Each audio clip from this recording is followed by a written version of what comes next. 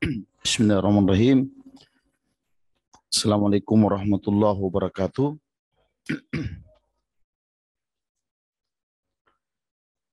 Alhamdulillahirabbil alamin. Wassalatu wassalamu ala Rasulillah wa ala alihi wa sahbihi ajmain. Rabbi shrah li sadri wa yassir li amri wa hlul 'uqdatam min lisani yafqahu qawli. Amma ba'du. Bapak-bapak dan ibu sekalian, jamaah salat subuh yang sama-sama dimuliakan Allah Subhanahu wa taala. Alhamdulillah pada subuh hari ini kita semua sehat ya, bisa hadir di syuhada untuk subuh berjamaah. Kita bermohon berdoa mudah-mudahan Allah Subhanahu wa taala memberi kita pahala terbaik.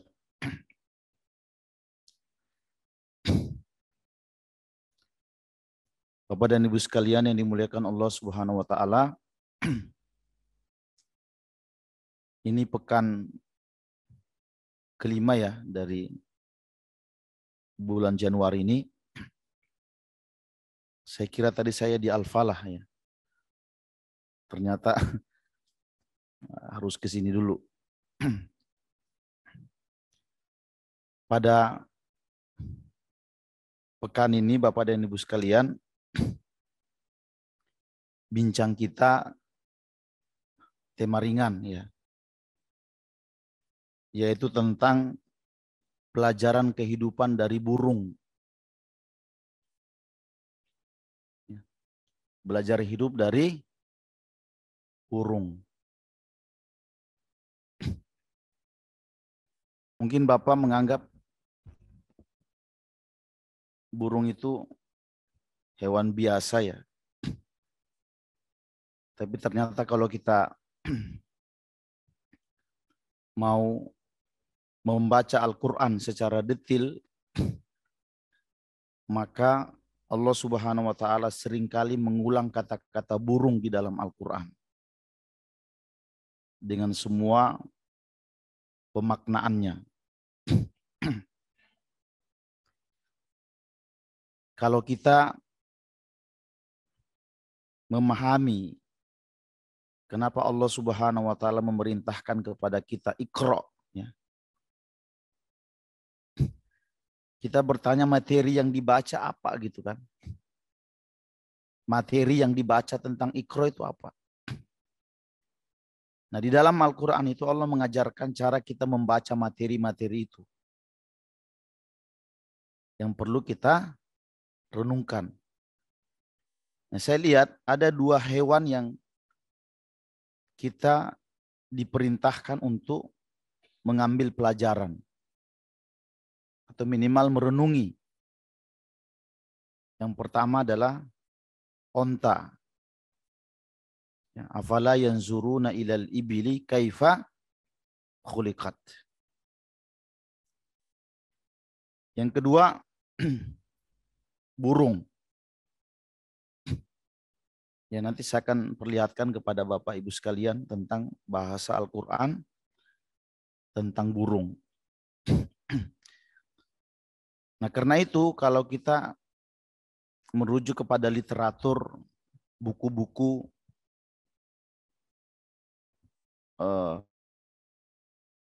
klasik ya, itu banyak ulama-ulama kita yang menulis tentang burung.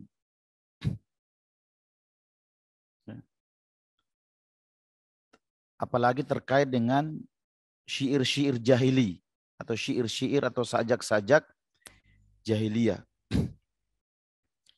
Karena burung itu Bapak dan Ibu sekalian punya sifat, punya perilaku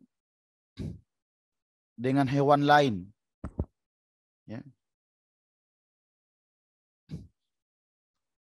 Orang-orang jahiliyah dulu itu menggantungkan nasib mereka kepada burung.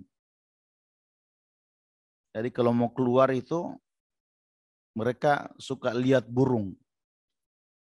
Kalau burungnya ke kanan, ya, itu berarti mereka nanti akan bernasib bagus.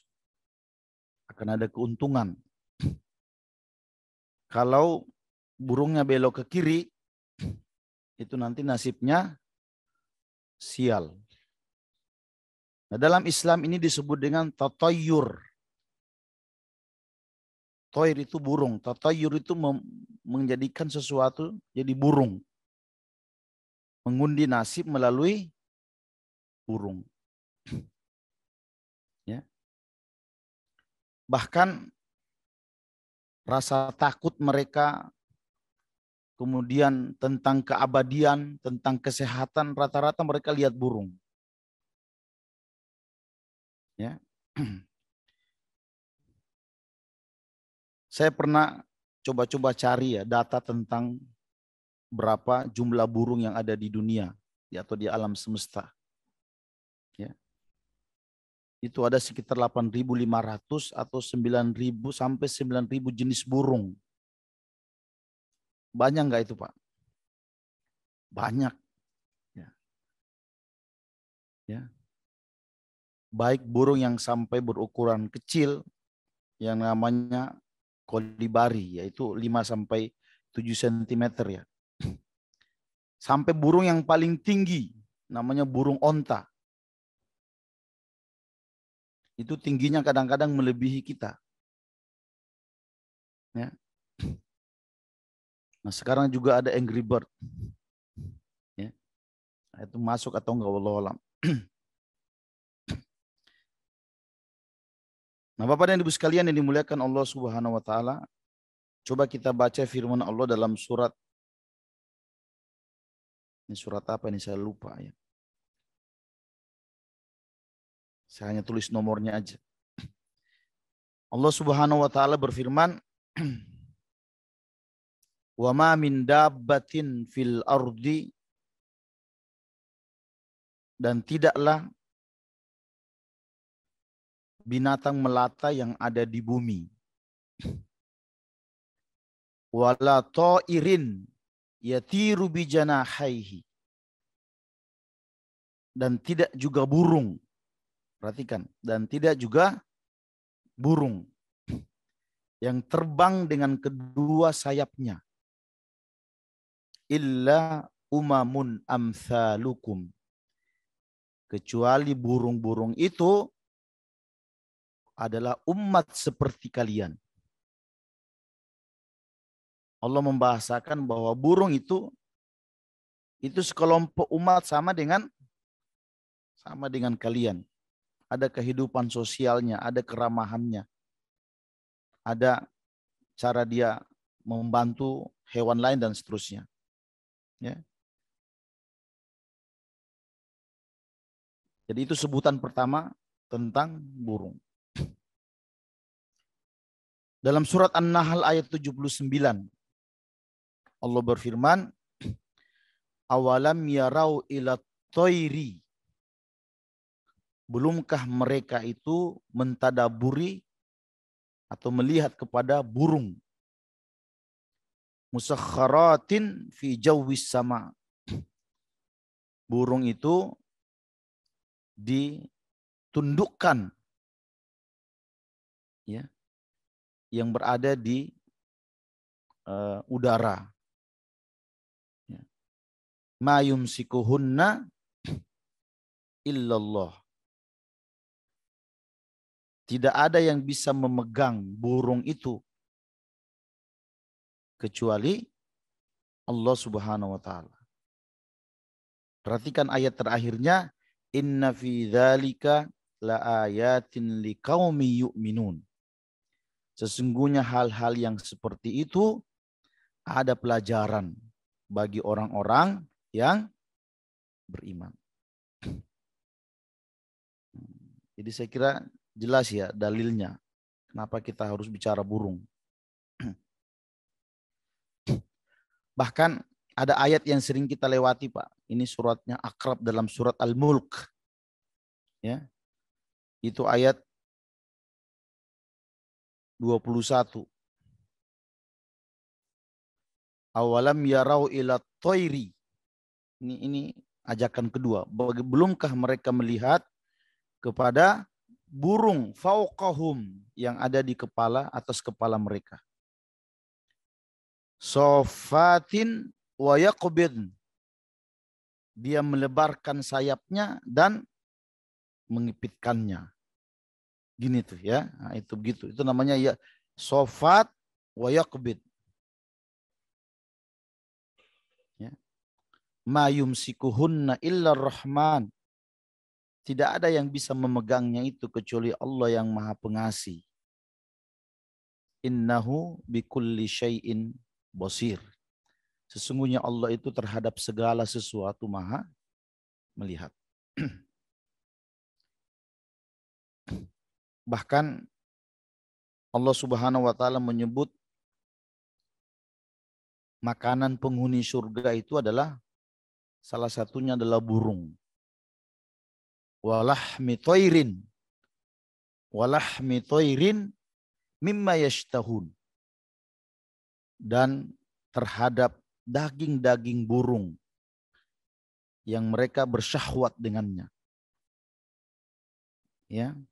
Nanti burungnya mungkin ayam juga masuk begitu. Tapi penyebutan kata burung itu salah satu favorit makanan penghuni surga.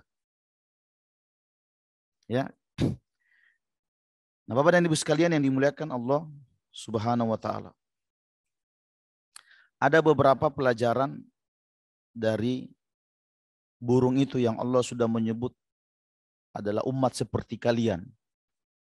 Ya. Yang pertama, bangsa manusia itu betul dia seperti kehidupan burung, berkelompok-kelompok.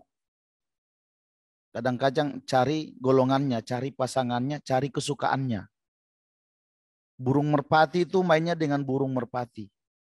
Burung gagak itu senangnya bermain dengan burung gagak. Burung kecil-kecil itu juga bermain dengan burung kecil. Dia suka berkelompok-kelompok. Makanya kata Nabi SAW dalam riwayat Al-Bukhari dari Aisyah, Nabi bersabda, al-arwahu junudun mujannada. Jiwa-jiwa itu, kita ini jiwa-jiwa Pak, saya jiwa ini jiwa ini jiwa.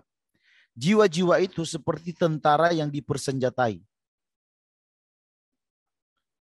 Ya, kita ini jiwa kita ini seperti orang bersenjata, kita akan cari lawan atau musuh dalam hidup ini. Kalau dia lawan kita, kita tembak. Kalau teman kita, kita dekati. Hidup itu begitu. Ya. Makanya Nabi melanjutkan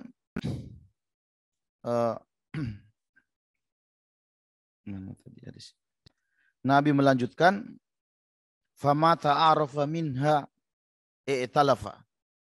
Apabila mereka saling mengenal, jiwa-jiwa itu dia saling mendekat. Sebaliknya kalau saling mengingkari, itu bukan golongan saya, itu bukan mazhab saya, itu bukan keluarga saya, dia menjauh. Nah, burung-burung itu seperti itu. Kalau kapan-kapan kita melihat ada sesuatu yang berbeda, misalnya burung gagak akrab bermain dengan burung merpati, pasti ada sesuatu yang mereka membuat akrab itu. Itu yang pernah dilihat oleh salah seorang ulama besar, Malik bin Dinar. Dia pergi ke sebuah tempat yang lapang, dia melihat merpati akrab bermain dengan burung gagak. Dalam pikiran dia, apa hadis itu yang salah ya? Atau burung ini yang salah? Ya kan? Dia merenung lama. Tiba-tiba burung-burung itu terbang bersama. Nah, dia lihat burung gagak pincang, burung merpatinya juga pincang. Kata Malik bin Dinar, mungkin gara-gara itu mereka bisa bersama. Ya. Nah, manusia juga begitu. Ada orang gemuk bisa akrab dengan orang kurus. Nah, mungkin mereka sama-sama senang mancing. Iya kan? Ada persamaannya. Ada orang tua sangat akrab dengan anak yang masih belia. Kenapa coba-coba Pak? Ya mungkin dia sama-sama senang makan nasi kebuli kan. Jadi ada persamaannya. Ya. Ada orang jelek akrab dengan orang ganteng.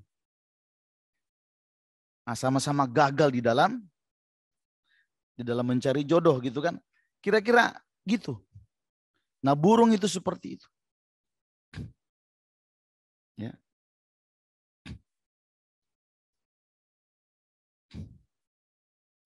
Bapak dan Ibu sekalian yang dimuliakan Allah Subhanahu wa taala. Karena itu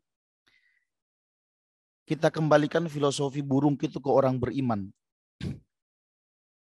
Kita ini bertanya apa yang membuat kita berkumpul di tempat ini. Dengan usia yang berbeda, muka berbeda, keluarga berbeda. Nah, kita punya satu sandi yang mempertemukan kita. Adalah sandi keimanan. Kita sama-sama bertakwa, kita sama-sama berusaha ingin beriman, kita sama-sama ingin belajar. Nah, bertemulah di sini. Padahal kita orang-orang yang tadi tidak suka sebenarnya bertemu itu. Makanya dulu di Romawi itu ada Raja Dikianius.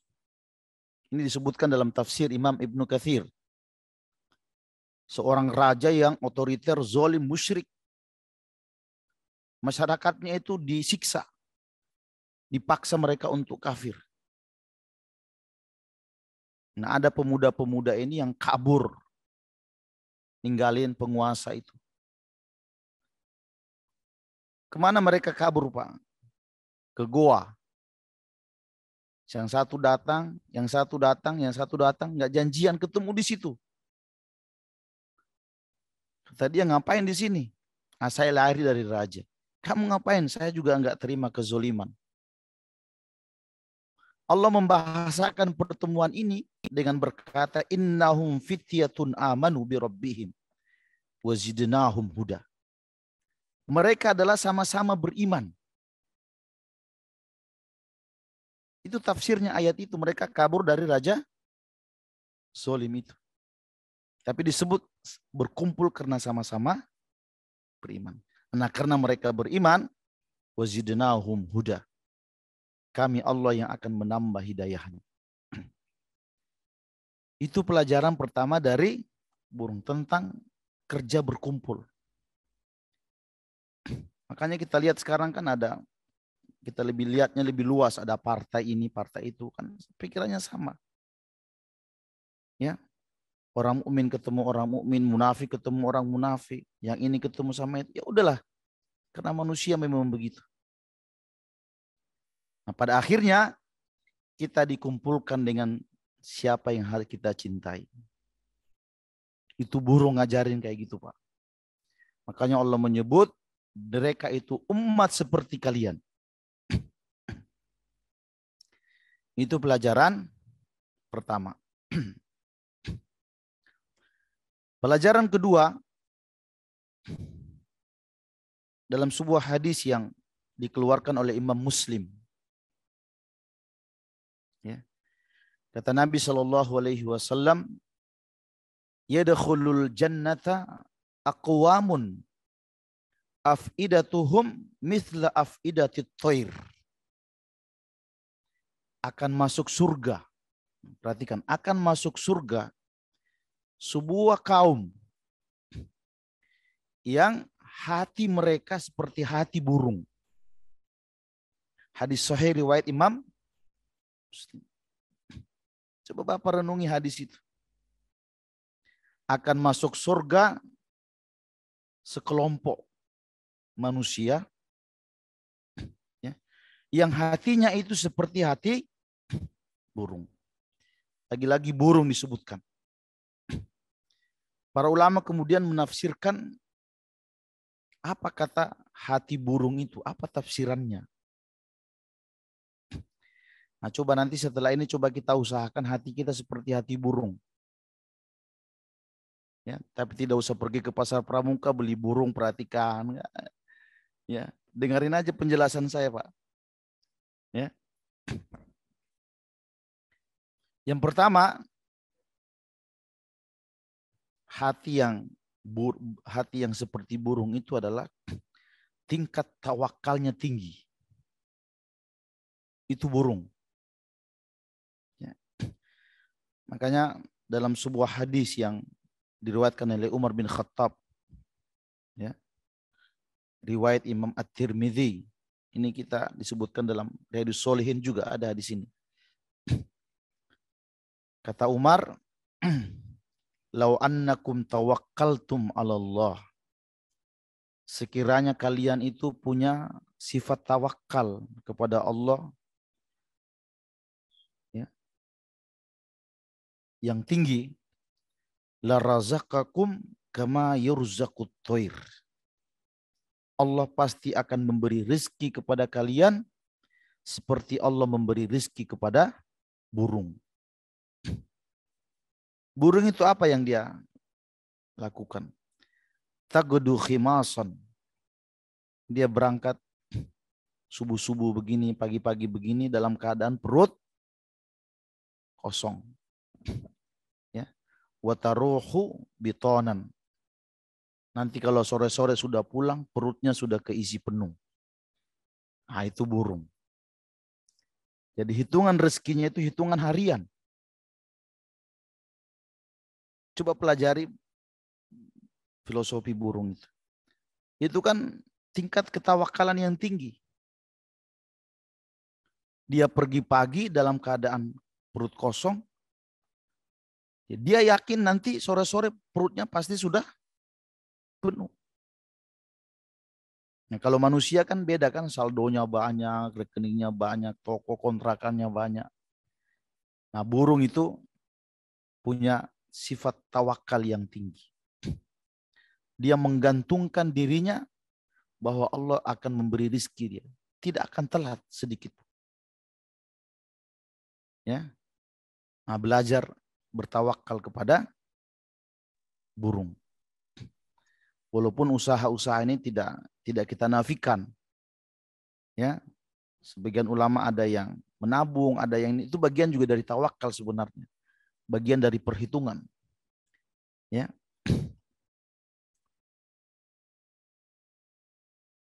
Bapak dan Ibu sekalian yang dimuliakan Allah Subhanahu wa taala.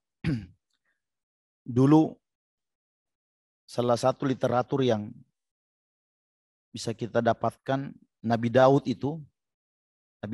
ya, pernah berdoa begini. Ya man tarzukun na'ab, urzuqni. Wahai Allah yang pandai memberi rizki kepada anak burung gagak. Wahai Allah yang pandai memberi rizki kepada anak burung gagak. Urzuqni. Beri juga rizki kepada saya. Ya. Bapak pernah lihat burung gagak? Pernah lah ya. Yang di kampung-kampung itu pernah. Burung gagak itu warnanya hitam. Dia pemakan bangkai, lalat, kayak makanan-makanan serangga, gitu. Ulat-ulat maksud saya. Ya. Nah, dia kalau melahirkan anak itu disebut an-na'ab.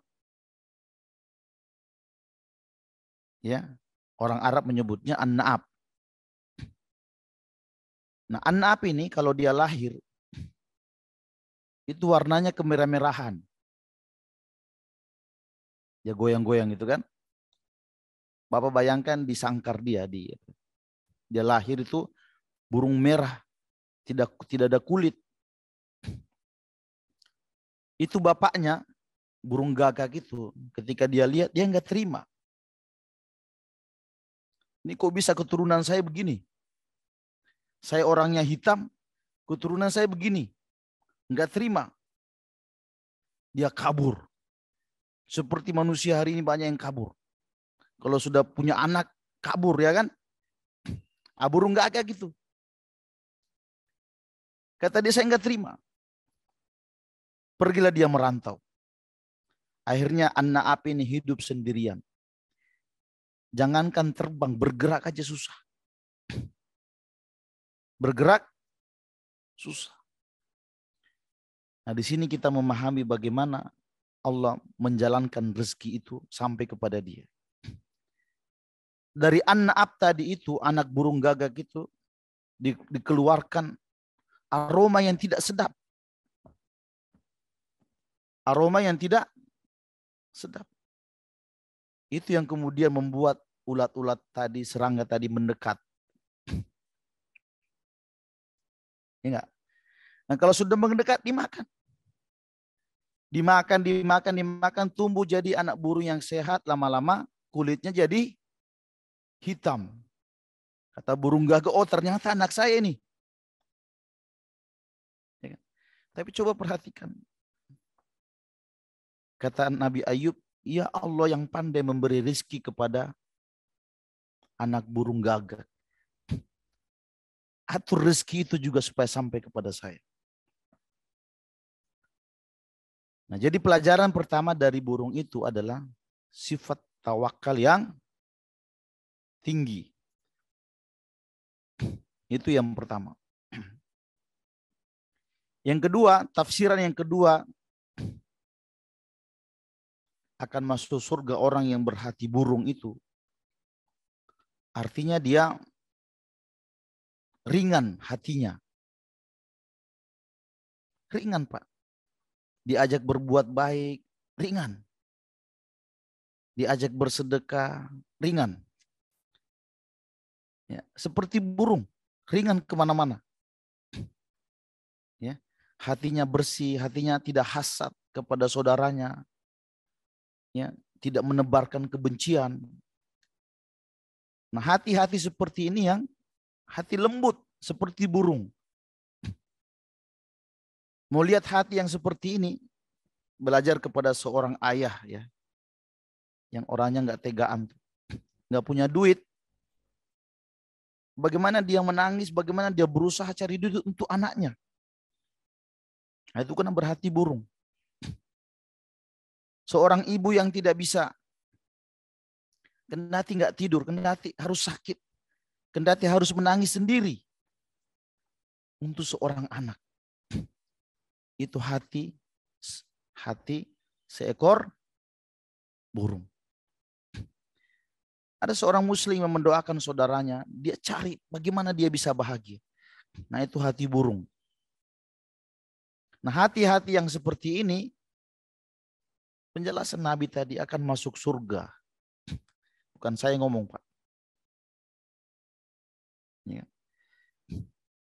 Hati yang ketiga, kata para ulama, yang dimaksud dengan hati burung itu adalah burung itu gampang kabur. Kita ada di situ dianggap betah. Apalagi kita pegang, pasti kabur. Nah, kira-kira seorang mukmin ada persamaannya. Dia hal-hal yang dia tidak bermanfaat, kabur. Sesuatu yang haram datang kepada dia, dia kabur. Nah, hati-hati yang seperti ini akan masuk surga. Kita tinggal samakan aja. Ada nggak hati burung dalam hati saya? Nah, kalau sudah ada, saya kira kita tinggal meyakini sabda Nabi tadi dalam riwayat Imam Muslim. Itu pelajaran kedua dari burung. Nah, kalau lihat waktunya ini kayaknya nggak cukup nih ya. Kita harus bagi dua, Pak. Jadi jam 6 boleh ya. Pas di jam 6 kita berhenti ya. Nah, kita terus. Yang berikutnya adalah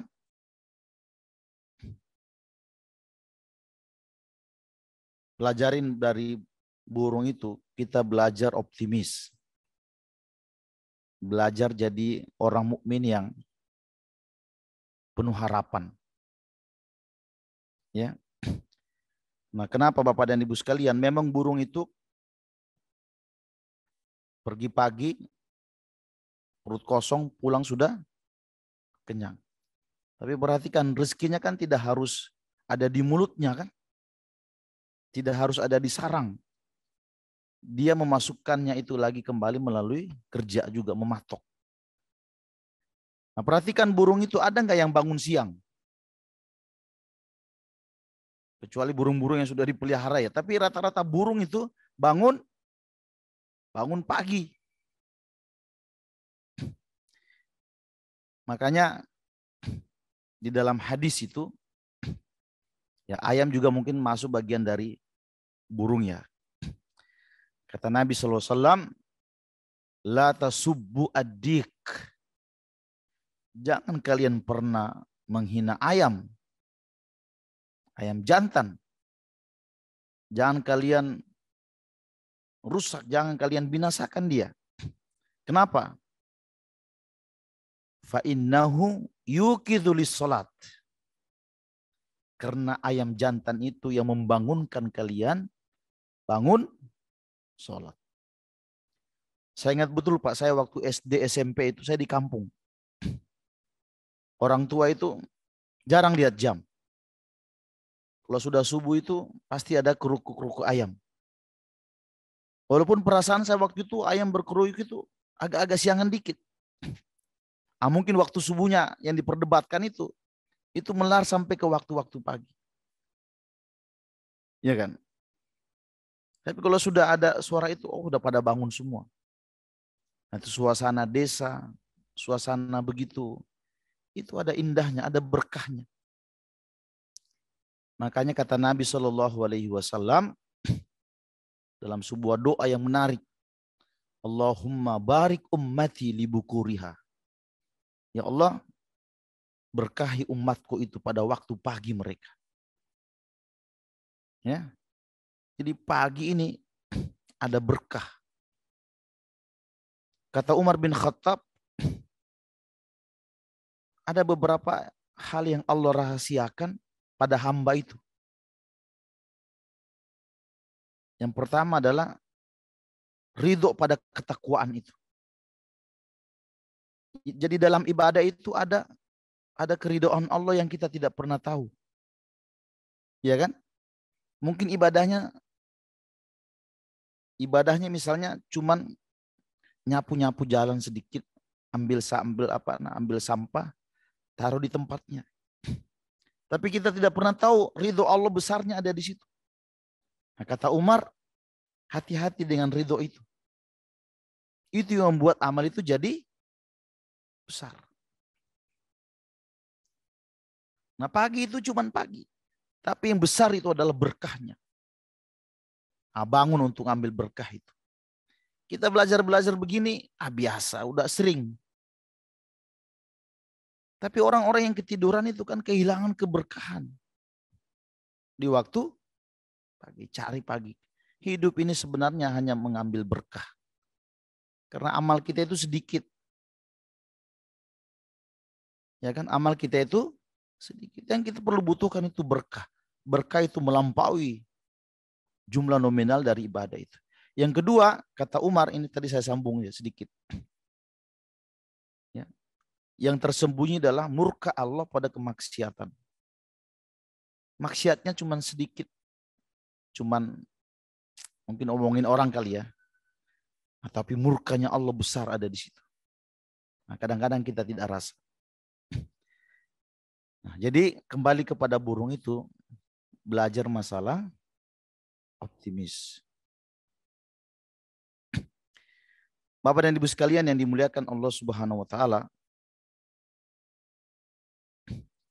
yang ketiga atau yang keempat ya. Kita belajar dari burung itu adalah belajar bebas yang terarah. Belajar bebas yang terarah. Saya kira kalau kita bertanya, hewan apa yang paling bebas di muka bumi ini? Saya kira kita bisa mengatakan burung, karena dia punya ruang terbang yang begitu luas. Ya. Tapi coba juga perhatikan, burung itu adalah ruang bebasnya begitu dibuka. Tapi kalau sudah malam dia pulang. Sore-sore dia pulang. Dia boleh aja kabur pergi kemana-mana. Nah, kita seorang muslim juga begitu. Ada kebebasan, tapi kebebasan kita berbicara itu dibatasi oleh hak-hak orang. Ya kan? Hak kenyamanan, hak ini dan itu. Jadi belajar bebas tapi terarah.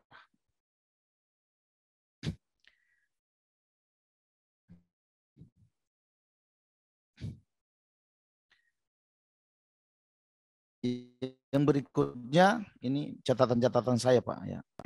Yang berikutnya adalah belajar kita menajamkan insting dan feeling.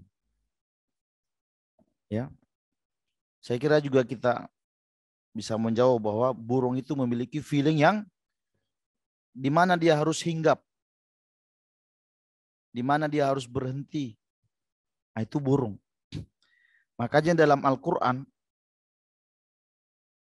itu yang pergi mencari kerajaan Saba itu siapa Pak? Bapak tahu nggak? Burung Hudhud. Itu yang diperintah oleh Nabi Sulaiman, cari orang-orang yang menyembah berhala. Laporkan ke saya. Cari ketemu kerajaannya Ratu Bilqis kan. Setelah dia pulang itu ada satu kata yang ingin kita berhenti sejenak di situ. Itu kan lama Nabi Sulaiman cari Hudhud nggak ketemu kan. Setelah ketika dia pergi itu Nabi Sulaiman berkata begini, Mali arol hudhuda. Kenapa saya tidak melihat Hudhud? Kata para ulama menarik pada antara Syekh As-Solabi ketika menjelaskan ayat ini berkata, coba perhatikan tipikal pemimpin itu. Kalau ada kesalahan yang dia lihat adalah dirinya dulu sebelum orang lain. Karena dia berkata, kenapa saya? Kenapa saya tidak melihat Hudhud? Hudhud itu kan bahasa bagus Pak. Bukan kenapa Hudhud tidak balik. Tapi kenapa saya? Kata-kata kenapa saya itu ada pelajaran besar tentang Sulaiman kan pemimpin besar. Ya kan? Nah, dia melihat kesalahannya itu ada pada dirinya sebelum masyarakatnya. Bapak dan Ibu sekalian yang dimuliakan Allah Subhanahu wa taala. Tapi ada satu hal yang tidak boleh kita pelajari dari burung itu, Pak. Dia agak cenderung kasar. Kasarnya itu bukan pada semua tempat, tapi ketika dia hinggap di sebuah dahan. Perhatikan burung itu kalau dia hinggap itu kasar gini. Sampai dahan itu bergerak. Dia juga kalau dia terbang, dia juga kasar. Dia tinggalin gitu kemudian dia pohon semua bergerak. Lain dengan lebah. Lebah itu muter-muter ya kan. Hinggap, tahu-tahu sudah hirup saribung itu. Dia terbang juga nggak kerasa tuh Pak. Tapi burung itu perginya kasar, datangnya kasar, perginya juga kasar. Nah itu nggak boleh dipelajari. Walaupun dia umat seperti kalian. Manusia juga begitu kan ada yang. Nah karena itu saya baca sebuah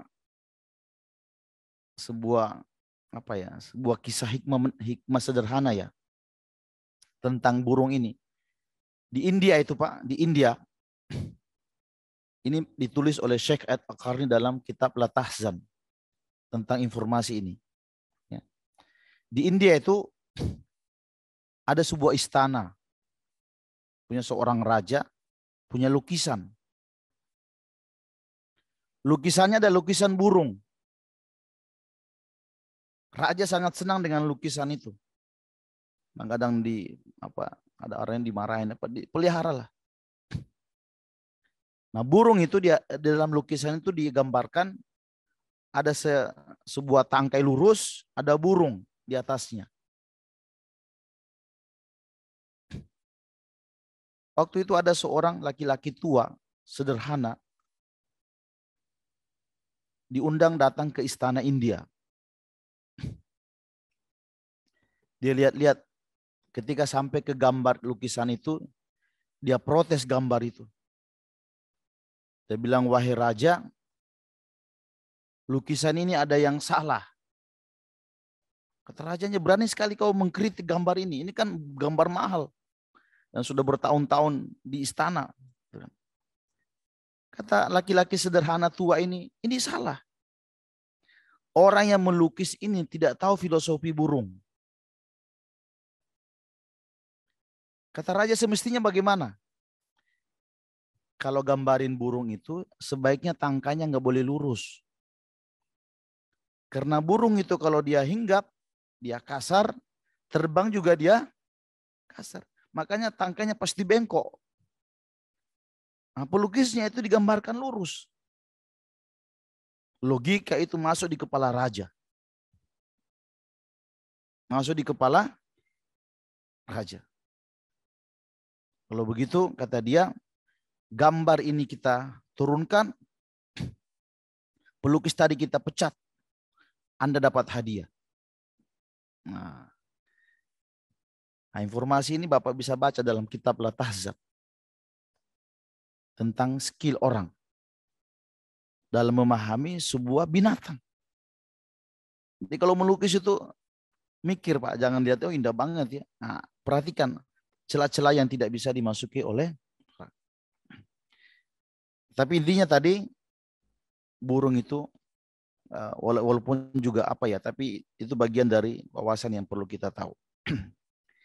Bapak dan Ibu sekalian yang dimuliakan Allah Subhanahu wa taala, 5 menit lagi ya, saya pilih-pilih.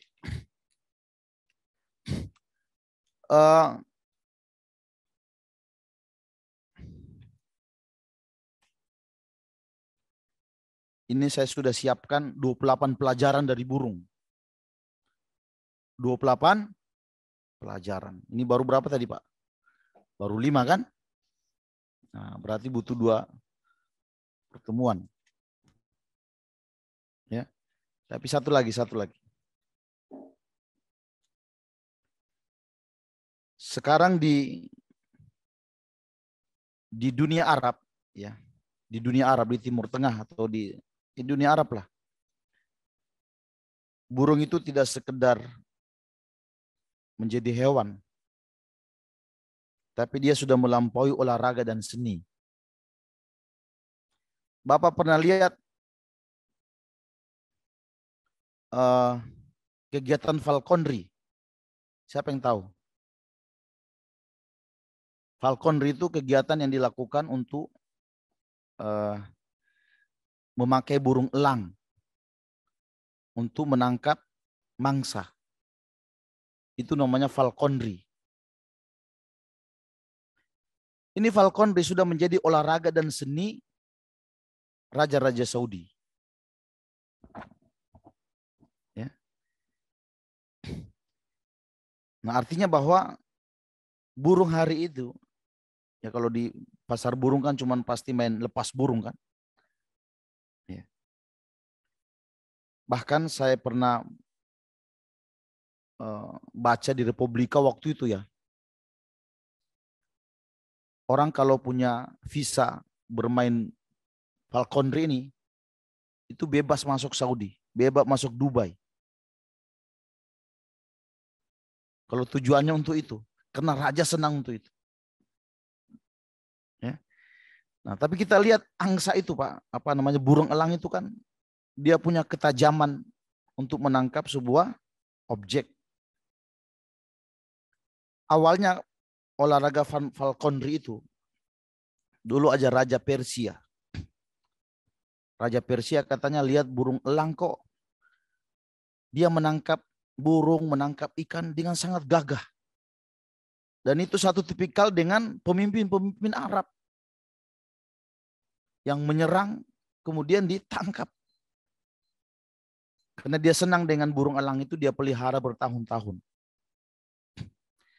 Dia pelihara bertahun-tahun, akhirnya diinisiasilah bagaimana ada olahraga seperti ini. Ya. Nah, maksud saya adalah kadang-kadang burung itu sudah menjadi status sosial. Ya. Walaupun di pasar pramuka itu ada status main lepas-lepas burung, tapi ada juga hal-hal yang bisa kita pelajari. Nah, Bapak dan Ibu sekalian, karena waktunya sudah selesai, Saya berharap walaupun temanya ringan, tapi ada hal-hal yang bisa kita serap ya, menjadi sebuah hikmah, menjadi sebuah ilmu, dan mudah-mudahan juga berpahala. Hadanallahu wa iyyakum ajmain. Assalamualaikum warahmatullahi wabarakatuh.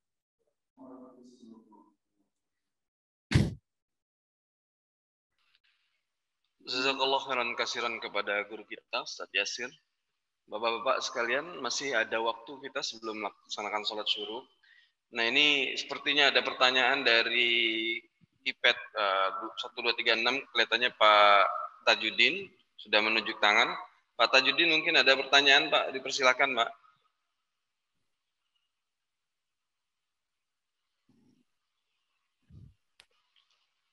Pak Tajudin, iPad 123456 sudah mengangkat tangan, apakah ya, ada pertanyaan?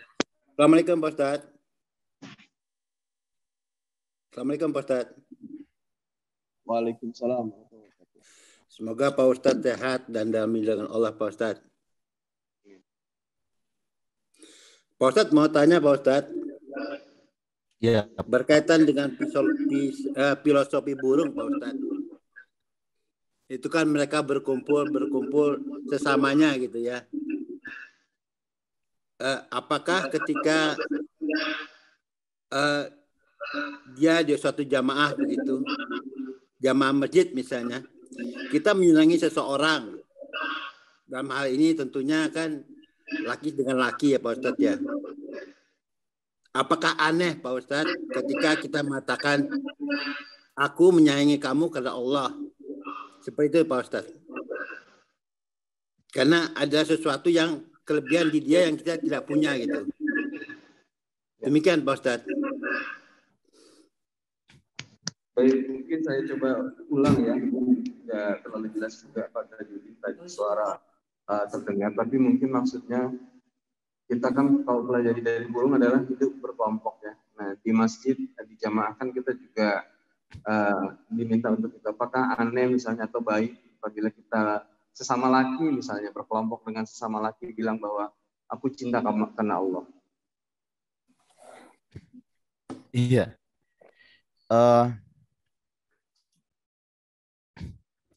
Saya kira betul bahwa kalau kita melihat hadisnya kan begitu Pak. Percintaan atau persaudaraan, pertemanan kita itu sebaiknya kita verbalkan kalau bisa. Ya. Tidak sekedar berteman, tapi kadang-kadang tapi jangan lebay ya. Aku mencintaimu karena Allah, ya kan? Jangan hanya mencintaimu, nanti bahaya kan? Ada karena Allah. Ini hanya sekedar menguatkan karena ada sunnahnya. Ya, beberapa sahabat dulu kalau bertemu, ana uhibbuka fillah. Ada jawabannya tuh. Semoga Allah juga melanggengkan persaudaraan. Dalam sebuah hadis qudsi, ya, hadis qudsi, ketika kita nanti dibangkitkan itu salah satu orang yang Allah cari, tahu nggak Pak? Siapa yang dicari? Bukan orang yang sholatnya banyak, bukan orang yang infaknya, bukan yang umrohnya sering. Tapi yang Allah cari itu dalam sebuah hadis qudsi, dalam hadis yang sahih. Kata Allah, ainal mutahabbuna fi jalali. Di mana orang yang selama ini saling mencintai karena kemuliaan. Nah, itu yang dicari. Ya kan? Nah, kalimat-kalimat yang kita ucapkan itu sebenarnya bukan lebay, tapi sekedar penguatan. Seperti kita mengucapkan kalimat tauhid kan, kita ungkapkan. Walaupun kita itu sudah percaya. Nah, penguatan-penguatan itu yang belajar dari orang-orang soleh terdahulu ya Pak. Kalau mereka bersahabat itu. Kalau mereka bersahabat. Itu yang mereka cari bukan aibnya. Ya, misalnya Ibnu Abbas, ya, saya lupa Ibnu Abbas atau Ibnu Mas'ud. Dia bilang kalau ada orang baru nih masuk masjid, saya itu berusaha menghubung-hubungkan saya dengan dia. Kira-kira apa yang bisa menghubungkan saya dengan dia? Ya kan? Itu dulu yang dicari. Jangan sudah suuzon duluan. Kayaknya mau cari apa ke sini orang ini. Mau tumben orang ini. Kayaknya mau nguras saya ini kan. Nah, kita balik. Kira-kira orang ini persamaan saya dengan dia apa? Ya kan? Nah, nasihat para ulama dulu, kalau punya orang, ajak dia berteman. Kalau kau sudah berteman, ajak dia berteman karena Allah. Ya, ajak dia berteman karena Allah. Itu tingkatannya, Pak. Nah, mungkin kita teman-teman ini kan mungkin masih teman-teman bertetangga kan? Teman-teman sejamaah kan? Nah, kalau kita tidak bisa ungkapkan, kita niatkan. Yang hadir di sini adalah teman-teman saya karena Allah semuanya. Ya kan? Itu ada niat seperti itu. Terakhir saya mau cerita sebagai penutup ya tentang berteman karena Allah. Disebutkan dalam kitab Riyadhus Shalihin ya. Saya ceritakan bebas. Ada seorang laki-laki yang berjalan menembus padang pasir yang luas, bebukitan. Dia berjalan jauh. Ya. Sampai di sebuah pintu gerbang, dia dihampiri oleh malaikat. Kata malaikat itu, saya dari tadi membuntuti Anda. Ya kan? Ditanya, mau apa jauh-jauh meninggalkan kampung halaman untuk menuju ke sini? Dia bilang, saya mau mengunjungi saudara saya karena Allah yang ada di kampung ini. Nah, kata malaikat itu begini, hal min ni'matin tarubuha,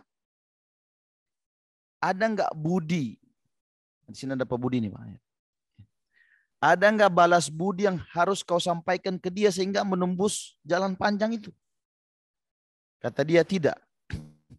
Illa annani ahbabtuhu fillah. Hanya saja yang membuat saya berjalan jauh itu tenaganya adalah karena saya cinta dia karena Allah. Perhatikan, saya bertemu dia karena cinta. Terus kata malaikat itu, tahu nggak? Saya ini dari tadi utusan Allah. Ingin memberi kabar gembira kepada kau bahwa sesungguhnya Allah telah mencintaimu seperti engkau mencintai dia. Karena Allah. Jadi salah satu sebab kita itu dicintai Allah, kalau kita punya teman, kita cintai dia karena Allah.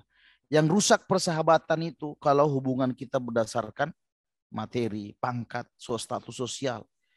Itu cepat hilang, Pak. Ya. Nah, saya kira sudah cukup ya. Baik, jazakallah khairan kasiran kepada guru kita Ustadz Yasir. Ya, waktu juga sudah 10 menit dari waktu syuruk. Jamaah di Masjid Syuhada insyaallah akan melaksanakan sholat isyraq. Kami ucapkan terima kasih kepada bapak-bapak yang hadir di online, bapak ibu yang online maupun yang hadir di sini. Kami menyampaikan bahwa insyaallah besok kajian Ahad subuh akan disampaikan oleh Ustadz Danu dari Dewan Dakwah yang akan menyampaikan mengenai dakwah di pedalaman. Mudah-mudahan kita bisa hadir. Dan juga pada pukul 9 juga ada pesantren untuk lansia yang alhamdulillah sudah penuh. Namun bagi bapak-bapak yang memang tidak bisa ikut, yang langsung offline di aula bawah, ini nanti bisa ikut melalui kajian Zoom. Saya kira itu, mengingat protokol kesehatan, kami juga selalu mengingatkan bapak-bapak untuk selalu gunakan masker di masjid. Dan qadarullah ada jamaah kita yang terkena COVID, namun kita doakan semoga Allah memberikan kesembuhan pada beliau dan demi kebaikan kita bersama maka karpet kita gulung lagi untuk sementara. Saya kira itu. Subhanakallahumma bihamdika asyhadu an la ilaha illa anta astaghfiruka wa atubu ilaik. Assalamualaikum warahmatullahi wabarakatuh. Waalaikumsalam warahmatullahi wabarakatuh.